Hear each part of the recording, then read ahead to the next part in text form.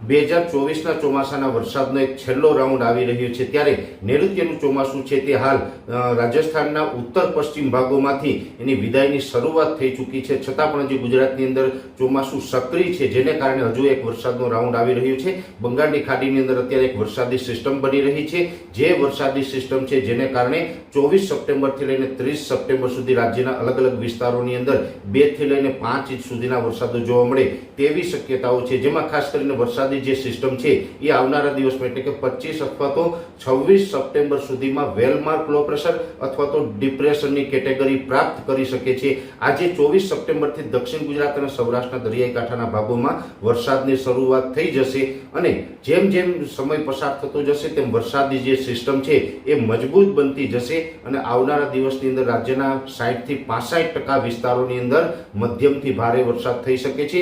All over ગુજરાતની અંદર જે વરસાદ પડવાનો છે તેમાં સૌથી વધારે વરસાદ છે દક્ષિણ ગુજરાતમાં નોંધાય તેવી શક્યતાઓ છે.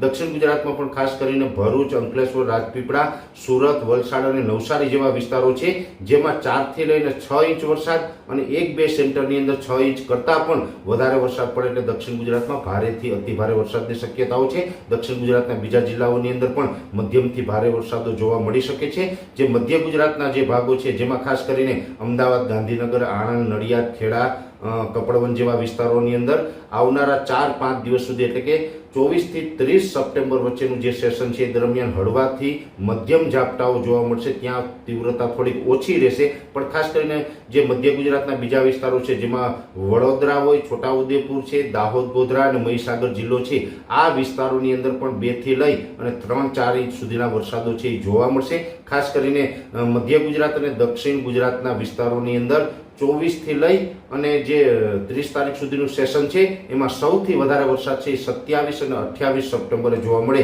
તેવી વધારે શક્યતાઓ છે. 27 તારીખે અનેક જગ્યાએ ભારેથી અતિ ભારે વરસાદ પણ મધ્ય ગુજરાત અને દક્ષિણ ગુજરાતના વિસ્તારોની અંદર નોંધાઈ શકે છે. ઉત્તર ગુજરાતમાં પણ સાબરકાંઠા અને બનાસકાંઠા જેવા વિસ્તારો છે તેમાં હળવાથી મધ્યમ વરસાદ અને 1-2 સ્પેલ છે એમાં ભારે સ્પેલ થઈ શકે છે. એટલે છૂટાછવાયા ઝાપટાથી લઈ અને 3 ઇંચ સુધીના વરસાદ છે સાબરકાંઠા અને બનાસકાંઠાની અંદર નોંધાઈ શકે છે.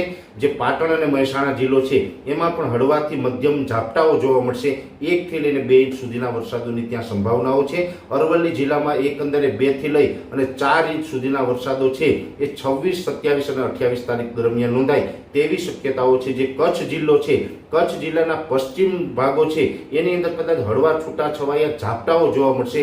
પશ્ચિમ કચ્છની અંદર બહુ શક્યતાઓ નથી, પણ જે પૂર્વ કચ્છના ભાગો છે જેમાં ખાસ કરીને ભુજ, ભચાઉ અને રાપર તાલુકો છે એની અંદર 1 થી લઈને 2 ઇંચ સુધીના વરસાદો પડે તેવી શક્યતાઓ અમે માની રહ્યા છે. અને સૌરાષ્ટ્રના ભાગોની અંદર મોરબી, સુરેન્દ્રનગરમાં હળવા સામાન્ય ઝાપટાઓ જોવા મળશે. ખાસ કરીને બોટાદ, ભાવનગર, અમરેલી, ગીર સોમનાથ અને જુનાગઢ આ જિલ્લાઓ છે એ જિલ્લાઓની અંદર 1 થી લઈને 4 ઇંચ સુધીના વરસાદો નોંધાય તેવી શક્યતાઓ છે.